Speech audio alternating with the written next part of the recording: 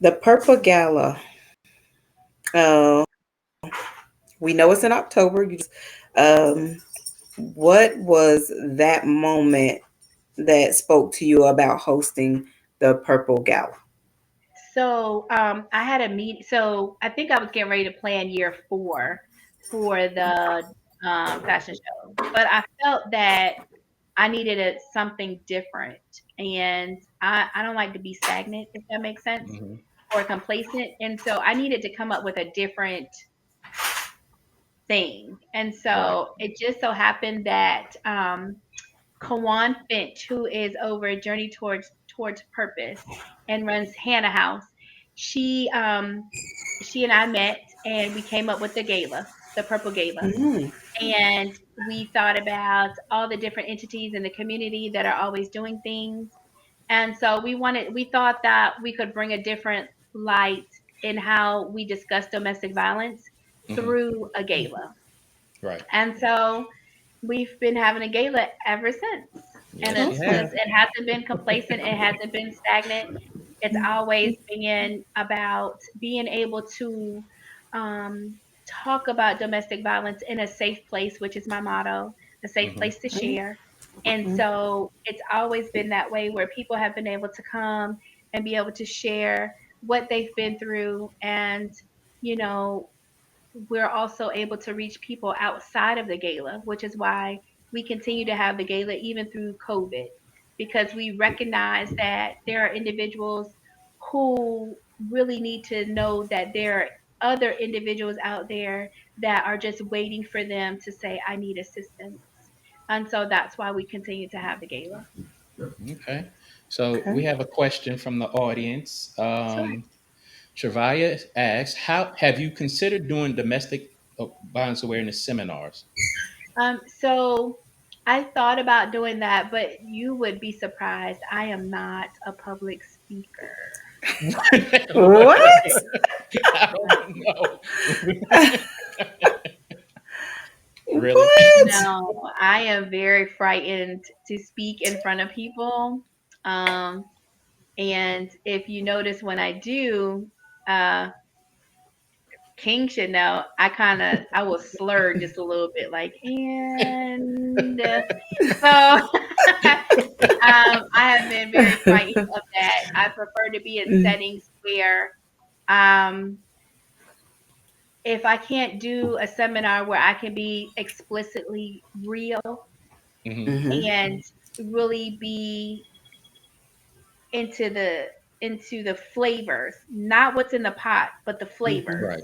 If Hmm. I Mm-hmm. cannot be that in a seminar, then I'm afraid of how it would work out.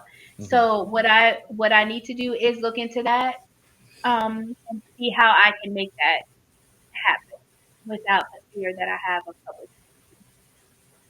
Okay.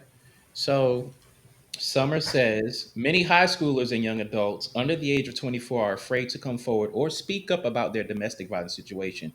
What is an example to help them have a voice, speak up, and feel empowered?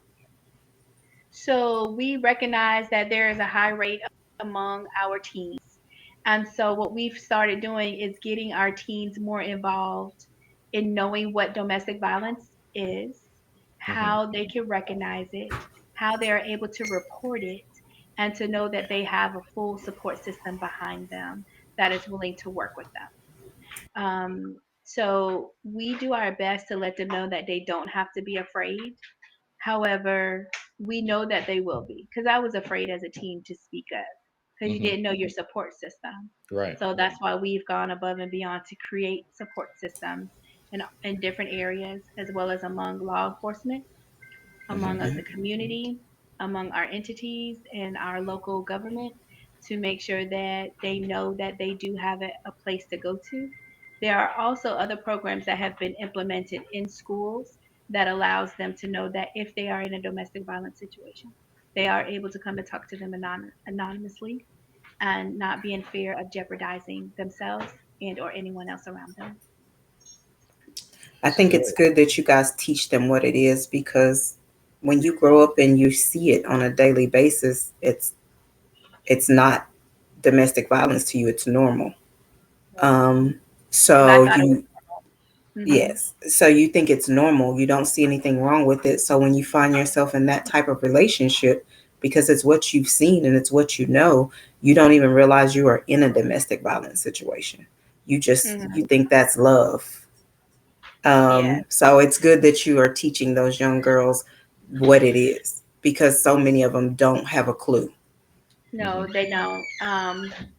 But again, a lot of that is from home too. And Mm-hmm. so, my goal is to really work with parents who are having hard times at home. Mm-hmm. Um, Mm-hmm.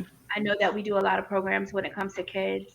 However, they go back home to a broken system within the house. And so, if I could work more with parents and seeing what it is that they need. Do they need, assistance with getting a better job? Do they need assistance with their rent? Do they need, what are the things that Mm-hmm. they're missing that's helping them be the great parent that they want to be? And Right. so, if we can figure out more ways to help with that, I believe that we would probably have a lot more strong families producing more within the communities than we do now.